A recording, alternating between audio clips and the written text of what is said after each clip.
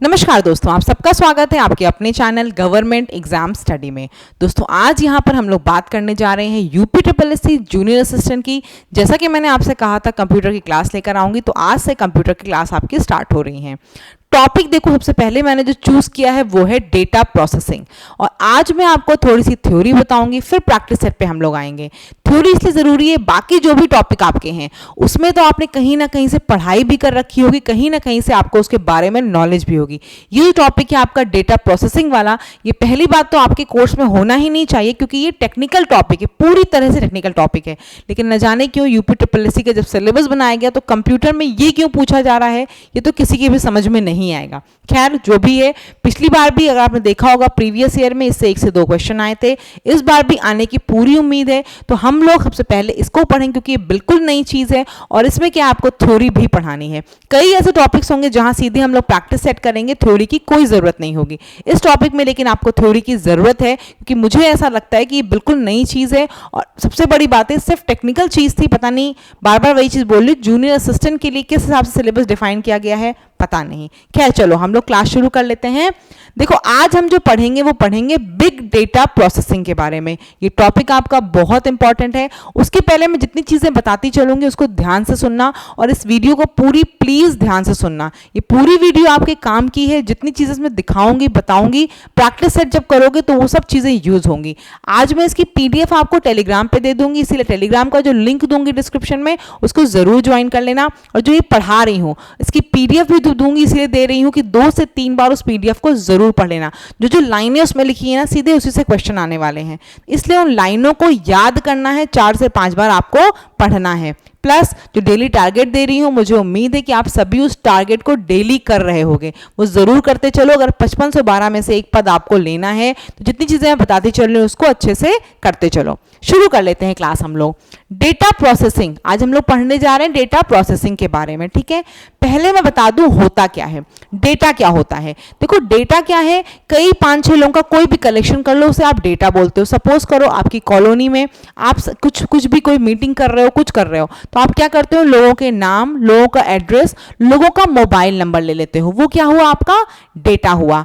अब प्रोसेसिंग का मतलब क्या हुआ, उस डेटा को ऐसे अरेंज करना कि वो कोई और भी देखे तो समझ जाए। यानी कि डेटा में आपने नाम लिखा था और क्या लिखा था, आपने एड्रेस लिखा है और क्या लिखा है, मोबाइल नंबर। तो आप क्या करोगे, नाम के नीचे नाम, एड्रेस के नीचे एड्रेस, मोबाइल नंबर के नीचे मोबाइल नंबर। अब उसी को बोलते हैं डेटा प्रोसेसिंग।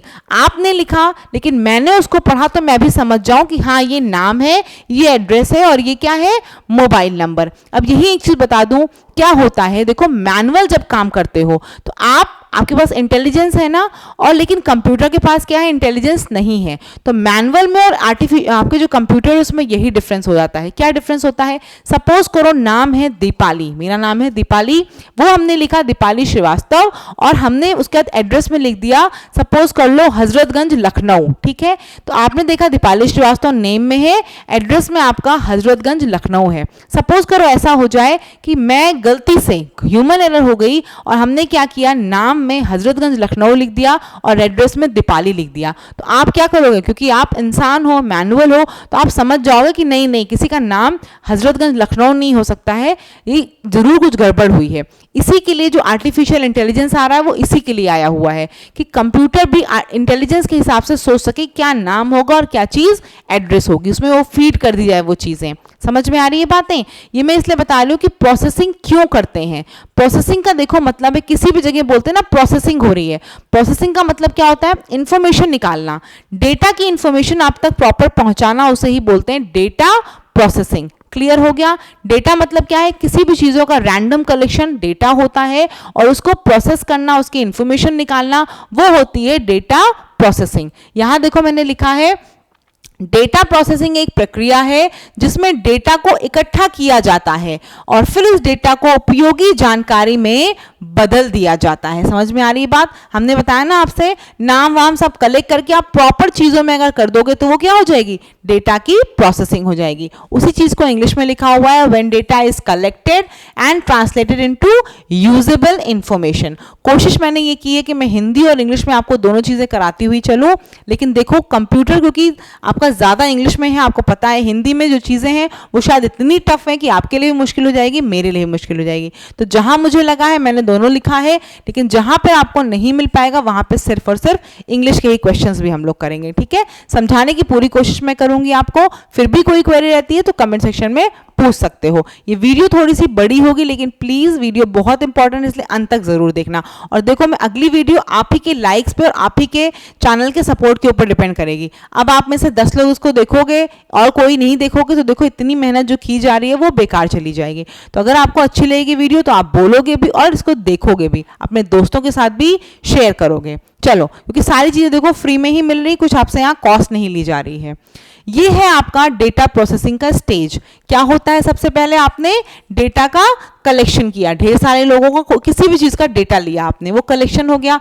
फिर आपने डेटा को प्रिपेयर किया कि क्या चीज़ है, क्या क्या हमने लिया है, हमने नाम लिया, हमने एड्रेस लिया और मोबाइल नंबर लिया। फिर आप क्या करते हो, डेटा का इनपुट करते हो, मतलब आपने इनपुट बनाया, इनपुट दिया इसको, ठीक है। इनपुट देने के बाद क्या होती है, प्रोसेसिंग होती है, यानी कि नाम नाम में है आपका, एड्रेस एड्रेस में है और मोबाइल नंबर में है। अब फाइनली ये प्रोसेसिंग के बाद क्या दिखा आपको, डेटा आउटपुट। ये आपका जो दिखेगा वो क्या हो जाएगा, डेटा आउटपुट हो जाएगा और फाइनली वो किसी जगह जाके स्टोर हो जाएगा। अभी हम मैनुअल बात कर रहे हैं तो मैनुअल में आपके वो कहाँ पे आ जाएगा, वो आपके रजिस्टर में आ जाएगा। अगर आप कंप्यूटर की बात करो तो कंप्यूटर के डेटा में स्टोर हो जाएगा, ठीक है।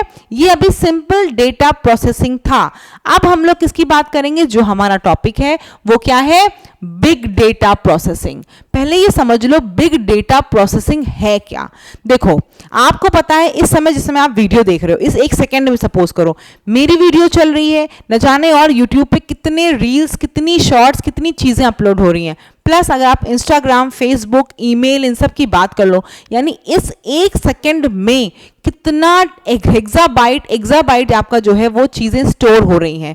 तो इसके लिए क्या है, इतनी ढेर सारी इंफॉर्मेशन, इतनी ढेर सारी प्रोसेसिंग के लिए क्या चाहिए, हमें बिग डेटा प्रोसेसिंग चाहिए। इसे ही बोलते हैं, छोटे मोटे डेटा के लिए नहीं हम डेटा प्रोसेसिंग करते हैं। इसीलिए अब क्या है, क्योंकि जब से आपको पता है जैसे जियो आया और हर जगह रिवोल्यूशन हो गई है वाईफाई की, इंटरनेट की, तब से क्या है, डेटा की प्रोसेसिंग बहुत ज़्यादा होने लगी है। अब एक चीज़ समझ लो, डेटा की प्रोसेसिंग काम वाली क्यों होती है, क्यों यूजफुल है।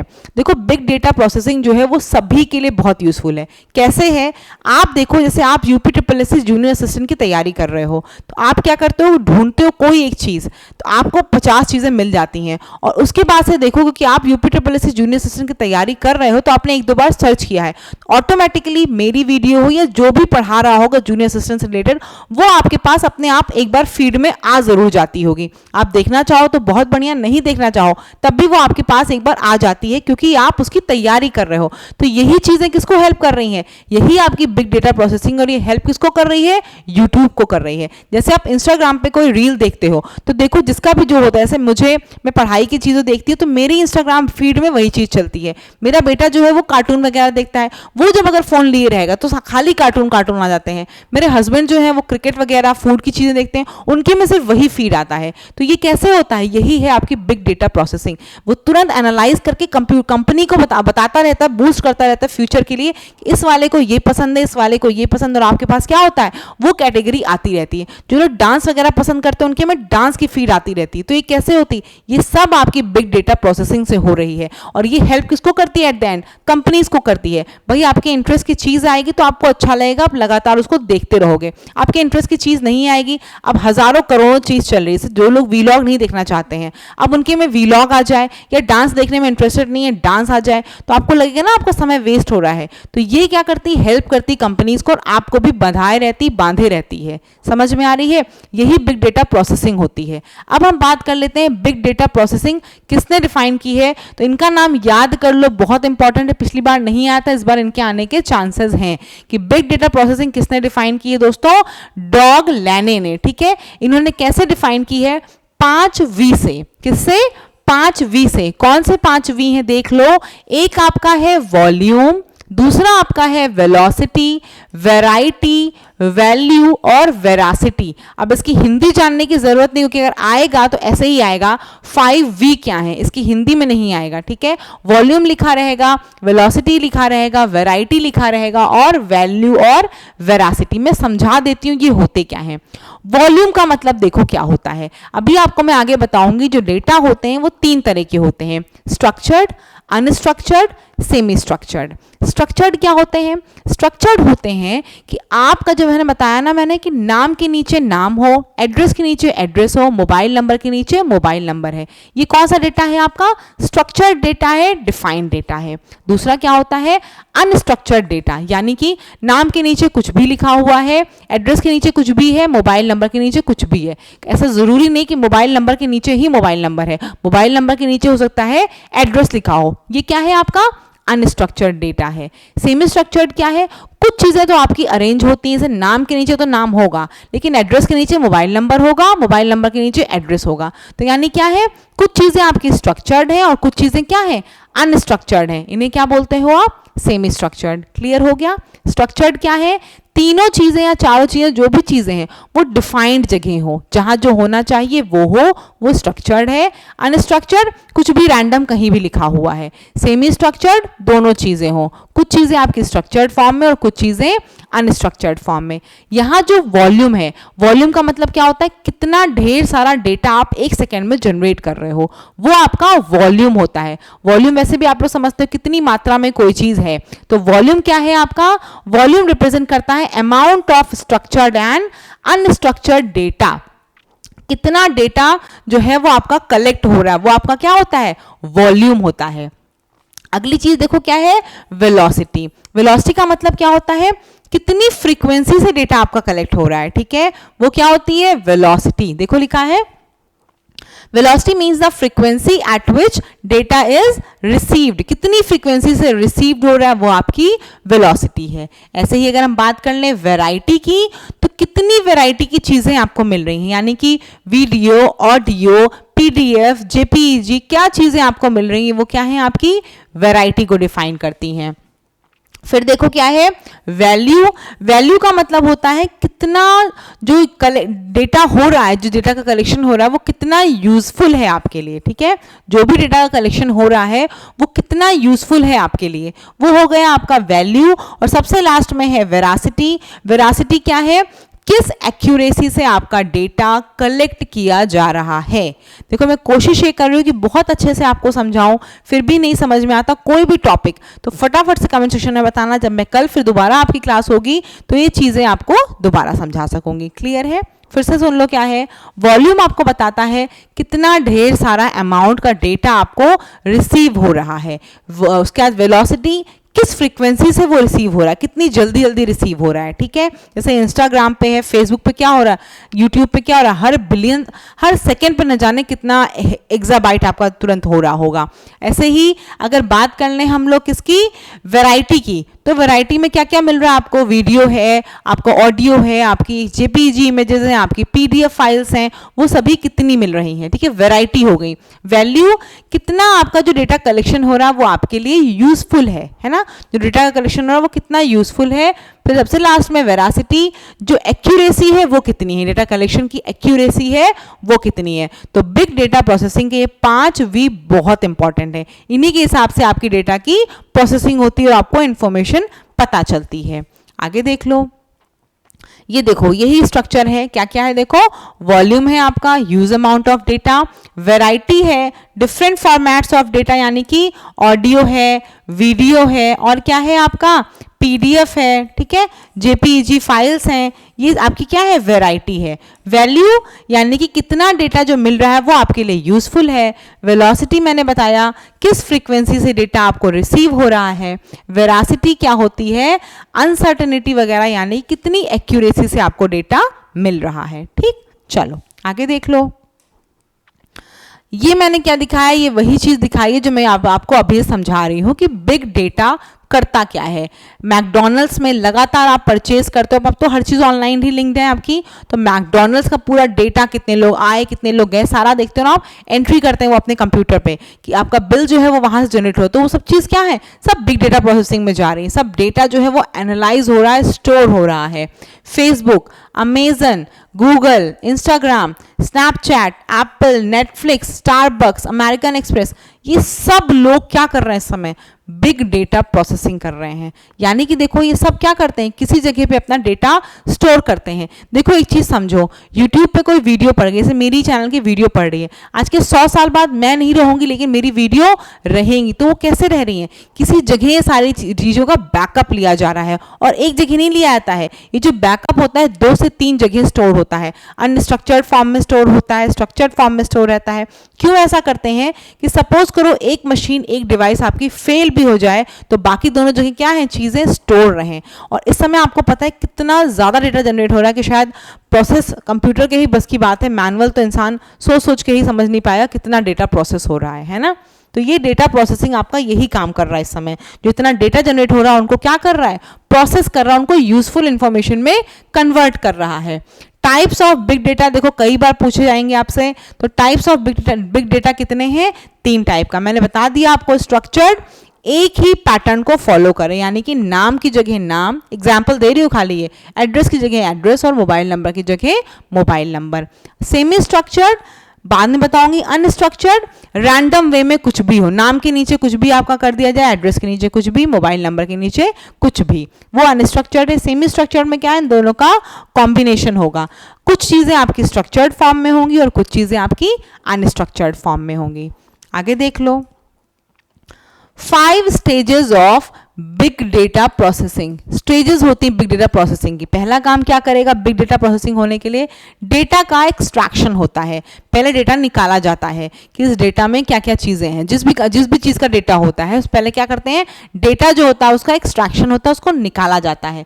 फिर क्या किया जाता है, डेटा को ट्रांसफॉर्म किया जाता है, यानी कि ट्रांसफॉर्म का मतलब क्या है, उसको पर्टिकुलर जिस जगह डालना होता है उस जगह उसको डाला जाता है। ठीक है, जहां भी जो भी चीज, मान लीजिए स्ट्रक्चर्ड फॉर्म में है कि नहीं है कुछ पता नहीं है, तो पहले डेटा को एक्सट्रैक्ट किया जाएगा, उसके बाद उसको प्रॉपर फॉर्म में करा जाएगा कि नाम के नीचे नाम है कि नहीं है, नहीं है तो किया जाएगा, और उसके बाद डेटा को लोड कर दिया जाएगा। तभी तो कंपनीज फिर जान पाएंगे अच्छा इनका इंटरेस्ट ये है, इसका इंटरेस्ट ये है, इसका इंटरेस्ट ये है। तो वो चीजें, आपको एक उदाहरण दे रही हूँ चीजों का मैं, तो फिर आपकी चीजें क्या होंगी, लोड की जाएंगी, और उसके बाद डेटा का विजुअलाइजेशन होता है। जब डेटा लोड हो गया तब फिर विजुअलाइज किया जाता है, किसको क्या चीज देखना पसंद है, या आप कुछ कोई शॉपिंग करते हो देखो, तो तुरंत जैसे आपने मान लो लहंगे की शॉपिंग करी, तो तुरंत देखो, तुरंत आपका फीड बदल जाता है, तुरंत क्या होता है, तुरंत आपके उसमें लहंगा ही लहंगा फिर दिखने लगता है। फिर आप कहीं से कुछ सर्च करो आपको दिखेगा वही, 2-3 दिन तक फिर आपको कुछ और ढूंढना पड़ता है, तब जाके वो बंद होता है ना। ऐसा होता होगा, जितने लोग यूज करते हो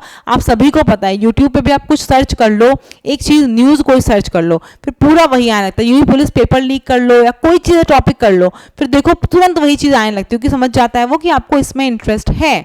ठीक है, तो डेटा विजुअलाइजेशन उसके बाद होता है, सबसे लास्ट में मशीन लर्निंग एप्लीकेशन का यूज करके हम डेटा की प्रोसेसिंग करते हैं। ठीक है, मोटा मोटा जितना स्टेप है वो समझो, बाकी जो इंपॉर्टेंट चीजें हैं मैं आपको बाद में बताऊंगी। आगे देख लो, 6 बेस्ट बिग डेटा टूल्स, ये आपका बहुत इंपॉर्टेंट है, यही आपके एग्जाम में पूछा गया था पिछली बार। कौन कौन से टूल्स हैं, देखो ये टूल्स मतलब क्या है, इन्हीं से आप बिग डेटा की प्रोसेसिंग करते हो। ये टूल्स हैं, यही आपको हेल्प करते हैं बिग डेटा की प्रोसेसिंग के लिए।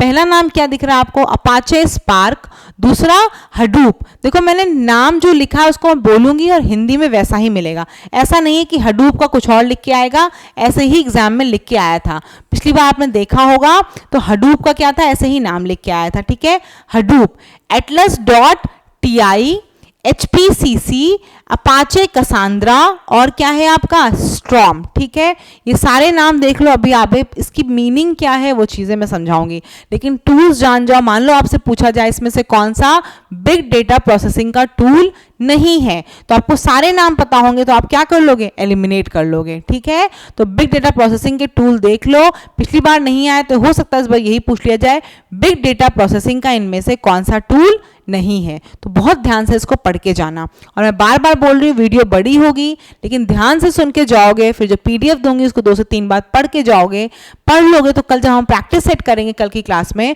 तो आपको बहुत ही बेहतरीन लगेगा। और अभी कोई क्वेरी हो रही है तो कमेंट सेक्शन में पूछ लो, मैं आपको कमेंट सेक्शन बाद में देख के, देखो अभी अगर मैं कमेंट सेक्शन पे ध्यान दूंगी तो वीडियो पूरी नहीं हो पाएगी। तो कमेंट सेक्शन में आप लिख दो जो भी क्वेरी है, मैं कल उसको और अच्छे से एलाबोरेट कर लूंगी। ठीक है, चलो देख लो नेक्स्ट क्या है हमारा, हडूप। सबसे इंपॉर्टेंट हडूप पहले मैंने लिया क्योंकि पिछली बार आपके एग्जाम में हडूप के बारे में पूछा गया था। हडूप क्या है?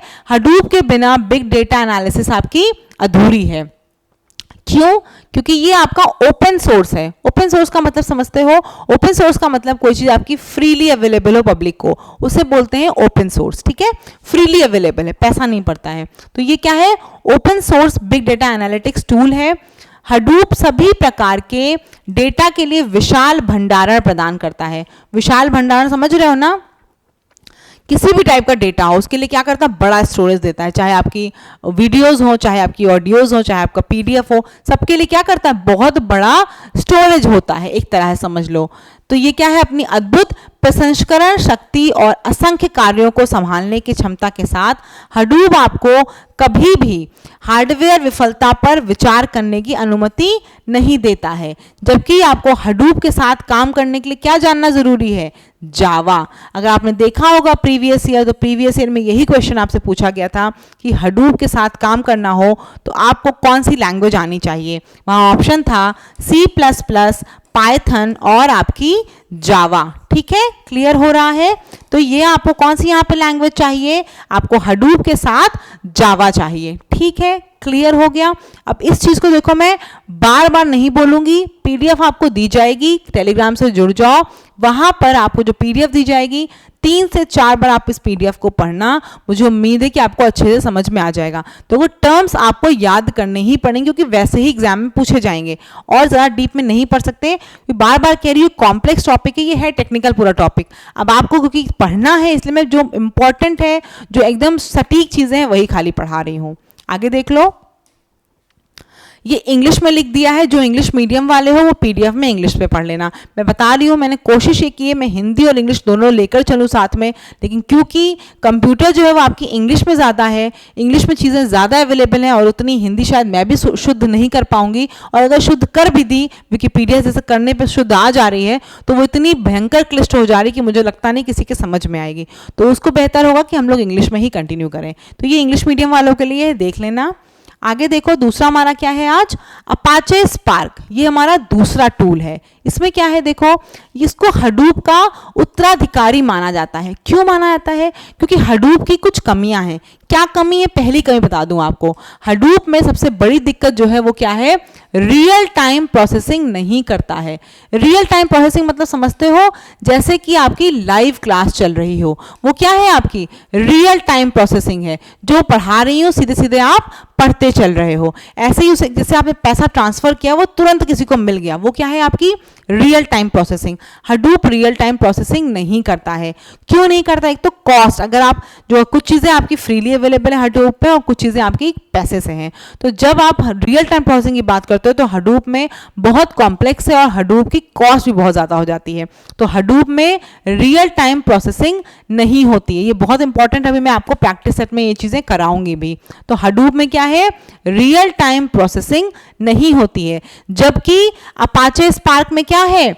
स्पार्क में देखो लिखा है रियल टाइम और बैच प्रोसेसिंग दोनों होती है। समझ में आ रही है? अपाचे स्पार्क में रियल टाइम प्रोसेसिंग और बैच प्रोसेसिंग दोनों होती है। आगे बात कर लो तो ये क्या है? इसमें जो मेमोरी होती है वो भी क्या है? आपकी 100 गुना तेज है। देखो, अगर आप बात करोगे तो हडूप की तुलना में 100 गुना तेज इसकी मेमोरी है, कैलकुलेशन है। सोचो इतनी फास्ट है ये उससे। ये क्या करता है? देखो एक और चीज, हडूप की तुलना में ये क्या है? अधिक लचीलापन और बहुमुखी प्रतिभा वाला है, यानी कि ये फ्लेक्सिबल ज्यादा है। हडूप में उतनी फ्लेक्सिबिलिटी नहीं है जितनी अपाचे स्पार्क में है। ठीक, और देख लो यहाँ पे, यह HDFS, ओपन स्टैक और अपाचे कसांड्रा जैसे विभिन्न डेटा स्टोर के साथ भी काम करता है। ये सब ड्रॉबैक है अगर देखो हडूप के। तो तो आपको ये दोनों के कॉन्सेप्ट में याद करना है। आपसे पूछा जाए कि हडूप की तुलना में स्पार्क क्या क्या कर सकता है, वो पता होना चाहिए। हडूप क्या क्या नहीं कर सकता, सबसे इंपॉर्टेंट तो रियल टाइम प्रोसेसिंग नहीं करता है, रियल टाइम में कोई काम नहीं करता हडूप। दूसरी चीज क्या है, ये SDFS, ओपनस्टैक और अपाचे कसांड्रा जो अभी हम लोग आगे पढ़ेंगे उसके साथ भी काम नहीं करता है। देखो ये मैं पढ़ा रही हूँ, सुन लो, PDF से मैं बार बार कह रही हूँ, 2 से 3 बार पढ़ोगे, ये सारे वर्ड याद हो जाएंगे। प्रैक्टिस हम लोग करेंगे ना, ये सब आपको आंसर टिप्स पे याद रहेंगे। क्लियर, आगे देख लो। अपाचे स्पार्क, फिर मैंने इसको इंग्लिश में लिख दिया, ये सिर्फ उनके लिए है जिनको हिंदी में प्रॉब्लम होती तो वो इंग्लिश में इसको पढ़ सकते हैं। बाकी मैं बार बार बोल रही हूँ, कोशिश ये मैं करूँगी दोनों हिंदी इंग्लिश दोनों में चले। अगर कहीं पे जहाँ पे नहीं मिलेगा मैटर मुझे, वहीं पे आपको दिक्कत होगी, अदरवाइज कोशिश ये करूँगी कि आपको दोनों में पढ़ाऊँ। आगे देख लो, अपाचे स्टॉर्म, ठीक है, ये सारे नाम याद करते हुए चलना। स्टॉर्म देखो क्या है, ये भी आपका open source big data tool है जो किस पे काम करता है, रियल टाइम और फॉल्ट टॉलरेंट प्रोसेसिंग सिस्टम है। ठीक है, तो याद रखो, अपाचे स्टॉर्म हो या फिर अपाचे स्ट्राइक हो, दोनों आपका क्या करता है, दोनों आपका रियल पे काम करता है, रियल टाइम पे काम करता है। हडूप क्या है, रियल टाइम पे काम नहीं करता है। ठीक है, ये डेटा वो क्या करता है, असीमित धाराओं को कुशलतापूर्वक संसाधित करता है। ठीक है, असीमित धाराओं से मतलब क्या होता है, जो लगातार बढ़ रहा है। आपको पता है डेटा क्या है, डेटा की धाराएं क्या सीमित है, नहीं असीमित है। मैंने बताया ना, इस 1 सेकंड में जिस समय आप देख रहे हो वीडियो, न जाने कितनी जगह कितनी चीजें चल रही होंगी। इंडिया में ही देखो इस समय यूट्यूब पे कितने लोग अपना स्टार्टअप कर चुके हैं, यूट्यूब के थ्रू कितने लोग अर्न कर रहे हैं, इंडिया में, खाली सिर्फ इंडिया की बात कर रहे हैं, तो जो पूरे वर्ल्ड में कितना हो रहा होगा। तो इसलिए असीमित धाराओं को क्या करता है, असीमित धाराओं को जो लगातार बढ़ रही हैं उसको क्या करता है, कुशलतापूर्वक ये संसाधित करता है। अब बात कर लें, अपाचे स्टॉर्म का सबसे बड़ा फायदा क्या है कि इसे किसी भी प्रोग्रामिंग लैंग्वेज के साथ इस्तेमाल किया जा सकता है। ठीक है, हडूप जैसे आपका क्या था, जावा के साथ था। इसकी क्या है अपाचे स्टॉर्म की खासियत कि इसे आप किसी भी प्रोग्रामिंग लैंग्वेज के साथ यूज कर सकते हो। ठीक है, और स्टॉर्म की प्रोसेसिंग स्पीड देखो बहुत ज्यादा होती है, यह आसानी से मापनीय है और दोष से भी रहित है। ठीक है, इसमें एरर भी बहुत कम होती है और इसकी स्पीड बहुत ज्यादा है। ठीक है, और इसे इस्तेमाल करना भी ज्यादा आसान है। हडूप वगैरह में क्या आपको पता है, एक पर्टिकुलर लैंग्वेज जो सीखनी पड़ेगी तो आप उसको इस्तेमाल कर पाओगे।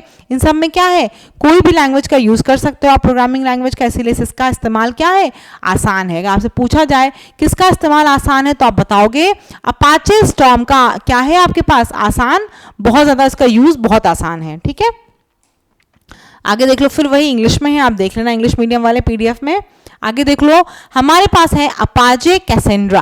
अपाचे कैसेंड्रा क्या है, ये एक वितरित डेटाबेस है। वितरित मतलब क्या होता है, डिस्ट्रीब्यूटेड डेटाबेस है। डिस्ट्रीब्यूटेड का मतलब क्या है समझ लो, मैं बता देती हूँ क्या होता है। डिस्ट्रीब्यूशन मतलब क्या होता है, डिस्ट्रीब्यूशन मतलब होता है किसी को कोई चीज बांटना या वितरित करना। इसका मतलब मैंने देखो अभी आपको क्या बताया था कि क्या करते हैं ये लोग, जो आपका डेटा होता है उसको रैंडमली, ऐसा नहीं कि अरेंज ही करते हैं, इधर उधर डिस्ट्रीब्यूट कर देते हैं। डिस्ट्रीब्यूट करने का देखो कई पर्पस है। एक पर्पस ये कि आपका डेटा कहीं ना कहीं किसी ना किसी चीज में स्टोर रहता है।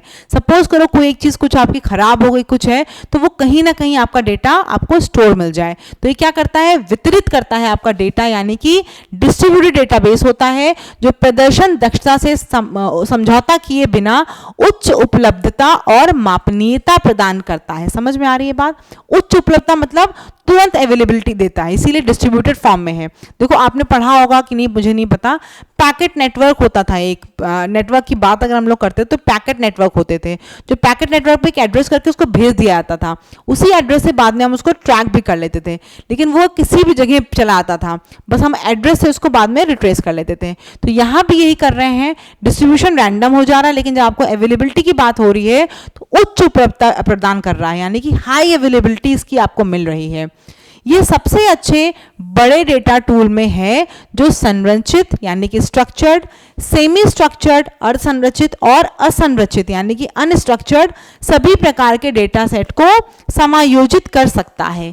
यह बिना किसी विफलता के मिशन महत्वपूर्ण डेटा के लिए एक आदर्श मंच है और कमोडिटी, हार्डवेयर और क्लाउड इंफ्रास्ट्रक्चर दोनों पर दोष सहिष्णुता प्रदान करता है। दोष सहिष्णुता मतलब होता है दोष के बिना। किस पे देख लो, कमोडिटी हार्डवेयर और क्लाउड इंफ्रास्ट्रक्चर, दोनों पर ये काम करता है। क्या चीज? Apache Cassandra. क्लियर हो रहा है?